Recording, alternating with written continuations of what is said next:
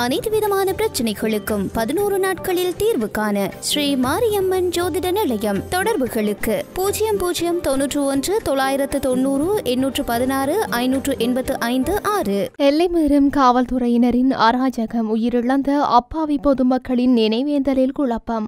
கண்டியில் சஜித்திற்கு ஆதரவாக நடத்திய மாவனல் காபீர் கூட்டத்தில் குழப்பம். ஜனாதிபதி தேர்தலை முன்னிட்டு அனைத்து பாடசாலைகளுக்கும் விடுமுறை அறிவிப்பு. இனவாதி அனுரவுக்கு துரோகி சுமந்திரன் சார்பாக செயல்படுகின்றார். தம்பிராஜா ஆவேசம். வரிசையுகம் மீண்டும் வர இடமளியேன், இளைஞர்கள் மத்தியில் ரணில் வெளியிட்ட அறிவிப்பு. சஜித்தின் பிரச்சார கூட்டத்தில் திடீர் விபத்து, 7 பேர் வைத்தியசாலையில் அனுமதி. ரிசாத்தின் சகாக்கள் பலர் ரணிலுக்கு ஆதரவு. மட்டக்களப்பு சத்திரகொண்டான் பகுதியில் நினைவஞ்சலி ஒன்று இடம்பெற்ற வேளையில் அங்குள்ள நினைவு தூபியை காவல்துறையினர் உடைத்து எடுத்துச் சென்றுள்ளனர். மட்டக்களப்பு சத்திரகொண்டான் பகுதியில் 1990 9ஆம் மாதம் 9ஆம் தேதியன்று பனிச்சையடி கொக்குவில் சாத்திகொண்டான் பிள்ளையாரடி போன்ற பிரதேசங்களில் 186 பொதுமக்கள் படுகொலை செய்யப்பட்டனர். இதன் 34வது நினைவஞ்சலி தினம் அனுஷ்டிக்கப்பட்டன. அதன் ஒரு அங்கமாக உறவினர்களாலும் சந்தித்துக் கொண்டான் நினைவு தூபி அஞ்சலி ஏற்பாட்டு குழுவினர்களாலும் உயிரிழந்தவர்களின் பெயர் மற்றும் யாரால் படுகொலை செய்யப்பட்டனர் போன்ற விவரங்களை நினைவு கல்லில் பொறுத்து தூபியில் பதிக்கும் வேலை ஏற்பாடுகளும் நடைபெற்றன. இந்த நிலையில் அங்கு வந்த காவல்துறையினர் தூபியை அவதானித்த பின்னர், நீங்கள் இலங்கை ராணுவம் மற்றும் முஸ்லிம் ஊர்காவல் படையினரால் கொல்லப்பட்டுள்ளனர் என்று எழுதியுள்ளீர்கள். இது சட்டத்திற்கு முரணான செயல். அது மட்டுமல்லாது இங்கு எந்த கொலையும் இடம்பெறவில்லை எனவும் ஏற்பாட்டு குழுவுடன் வாக்குவாதத்தில் ஈடுபட்டுள்ளனர். மேலும் இது தொடர்பில் மேலிடத்திற்கு அறிவிக்கப் போவதாக தெரிவித்த காவல்துறையினர் குறித்த தூபியை புகைப்படம் எடுத்து சென்றுள்ளனர். தற்போது அங்கு காவல்துறையினரும் இராணுவத்தினரும் வரவழைக்கப்பட்டு விசாரணைகளை முன்னெடுத்துள்ளதுடன் அவ்விடத்தில் ஒரு அசாதாரண சூழல் நிலவுவதாகவும் அங்குள்ள மக்கள் தெரிவிக்கின்றனர். எனினும் அதில் உயிரிழந்தவர்களின் நினைவுகள் மாத்திரம் பொறுப்பிக்கப்பட்டுள்ளது. ஸ்ரீலங்கா இராணுவத்தினராலும் முஸ்லிம் ஊர்காவல் படையினராலும் இராணுவ ஒட்டுக்குழுக்களாலும் படுகொலை செய்யப்பட்ட 186 அப்பாவி பொதுமக்களை நினைவு கூறுகின்றோம் எனும் வாசகம் தமிழ், சிங்கள மற்றும் ஆங்கில மொழிகளில் பொறிக்கப்பட்ட நினைவு கல்லை காவல்துறையினர் நினைவு தூபியிலிருந்து உடைத்து எடுத்து சென்றுள்ளனர். கண்டி மாவட்ட இன்று ஜனாதிபதி வேட்பாளர் சஜித் பிரேமதாசவுக்கு ஆதரவாக நடத்தப்பட்ட கூட்டத்தில் குழப்பம் ஏற்பட்டுள்ளது. பிரச்சார கூட்டத்தில் நாடாளுமன்ற உறுப்பினர் கபீர் ஹாசிம் உரையாடி கொண்டிருக்கும் போது 30 வருடங்களாக முஸ்லிம்களை ஏமாற்றி வருவதாக கூட்டத்திற்கு வந்திருந்த ஒருவர் கேள்வி எழுப்பியுள்ளார். இதையடுத்து கோபமடைந்த கபீர் ஹாஷிம் அவரை மேடைக்கு வந்து பேசுமாறு கூற, எங்களை ஏமாற்ற வேண்டாம் என்று கூறிய போது அங்கு சென்றிருந்தவர்கள் கூச்சலிட குழப்பம் ஏற்பட்டுள்ளது. செப்டம்பர் 21ஆம் தேதி இடம்பெறவுள்ள ஜனாதிபதி தேர்தலை முன்னிட்டு எதிர்வரும் 20ஆம் தேதி நாடளாவிய ரீதியில் உள்ள அனைத்து பாடசாலைகளுக்கும் விடுமுறை வழங்கப்படும் என கல்வி அமைச்சு தெரிவித்துள்ளது. இதனையடுத்து அனைத்து பாடசாலைகளும் வழமை போன்று எதிர்வரும் 23ஆம் தேதி மீண்டும் ஆரம்பிக்கப்படும் என அறிவிக்கப்பட்டுள்ளது. இந்த நிலையில் வாக்கெடுப்பு நிலையங்களாக பயன்படுத்தப்படவுள்ள பாடசாலைகள் அனைத்தும் எதிர்வரும் 18ஆம் தேதி பாடசாலை முடிவடையும் நேரத்திற்கு பின்னர் கிராம அலுவலர்களிடம் ஒப்படைக்கப்பட வேண்டும் எனவும் தெரிவிக்கப்பட்டுள்ளது. தமிழ் மக்களை இரத்தமும் சதையுமாக கொன்றொழித்த ஜேவிபி அனுரவுக்கு தமிழ் மக்களுக்கு எதிராக துரோகங்களை மேற்கொண்ட சுமந்திரன் ஆதரவு தெரிவிக்கின்றார் என அடக்குமுறைகளுக்கு எதிரான ஜனநாயக அமைப்பின் தலைவர் தம்பிராஜா குற்றம் சுமத்தியுள்ளார். யாழ் ஊடக அமையத்தில் இடம்பெற்ற ஊடகவியலாளர் சந்திப்பின் போதே அவர் இவ்வாறு கூறியுள்ளார். அவர் மேலும் தெரிவிக்கையில், அண்மையில் யாழ்ப்பாணம் வருகை ஜேவிபி என்ற பெயர் மாற்றப்பட்ட தேசிய மக்கள் சக்தியின் ஜனாதிபதி வேட்பாளர் தோழர் அனுரவுமான தமிழ் மக்களை மிரட்டுகின்ற என யாழ்ப்பாணம் வருகை தந்த மற்றும் ஒரு வேட்பாளரான ரணில் விக்ரமசிங்க கூறியிருந்தார். இவரை பொறுத்தவரையிலும் பழைய வரலாறுகளை தேடி பார்த்தால் இருவரும் தமிழ் மக்களுக்கு எதிராக செயல்பட்ட இனவாதிகள். அவர்கள் தங்களுக்குள் யார் நல்லவர் என்பது தொடர்பில் அடிபட்டுக் கொள்ளப்படும். தமிழ் மக்களுக்கு அது பிரச்சனை அல்ல. ஜனாதிபதி வேட்பாளரான ரணில் விக்ரமசிங்க அனுரகுமார ஜேவிபியில் வடக்கு மற்றும் தெற்கு மக்களை மிரட்டுகின்றனர். அனுரதான் மிரட்டவில்லை, ரணில் தான் இனவாதத்தை கக்கி வாக்குகளை பெற முயற்சிக்கின்றார் என கூறுகின்றார்.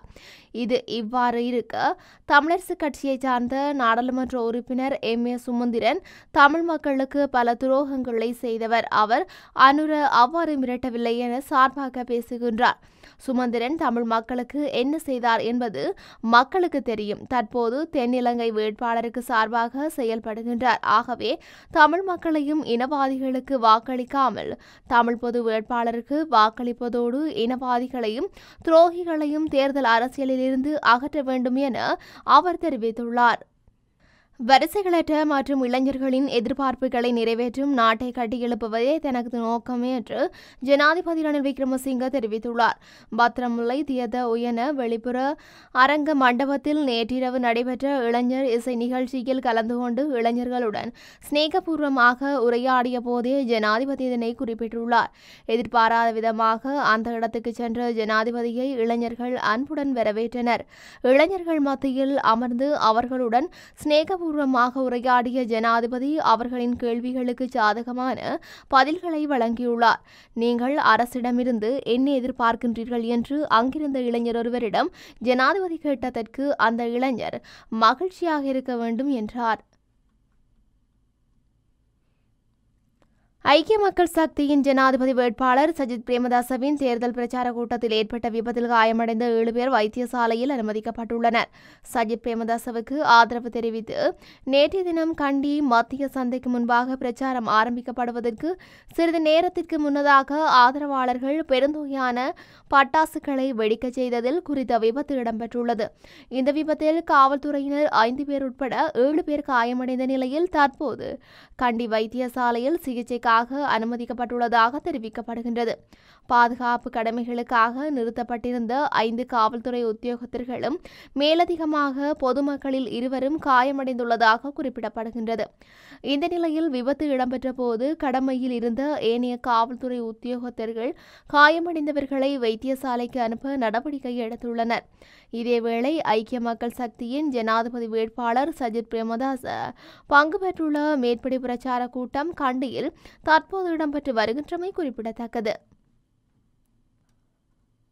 எதிர்வரும் ஜனாதிபதி தேர்தலில் ஜனாதிபதி ரணில் விக்ரமசிங்கவின் வெற்றியை உறுதிப்படுத்துவதற்கு தமது பூரண ஆதரவை வழங்குவதாக ரிஷாத் பதியுதீன் தலைமையிலான அகில இலங்கை மக்கள் காங்கிரசின் முக்கியஸ்தர்கள் பலரும் தெரிவித்துள்ளனர்.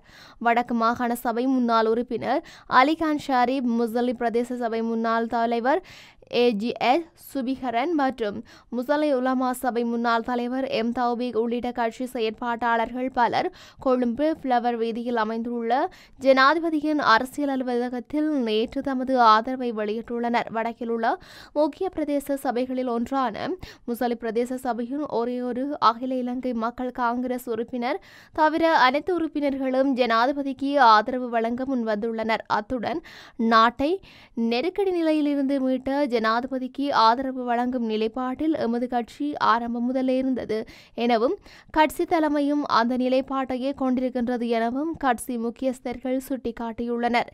ஏனைய வேட்பாளர்களுடன் ஒப்பிடுகையில் தற்போதைய நிலையில் நாட்டை முன்னேற்றக்கூடிய ஒரே தலைமை ரணில் விக்ரமசிங்க மாத்திரமே எனவும் கட்சி அரசியலுக்கு அப்பால் அவரை ஆதரிப்பதே உகந்தது எனவும் தெரிவித்த அவர்கள் கட்சி தலைமையும் தமது முடிவை மாற்றி ஜனாதிபதிக்கு ஆதரவு வழங்க வேண்டும் எனவும் வேண்டுகோள் விடுத்துள்ளனர்.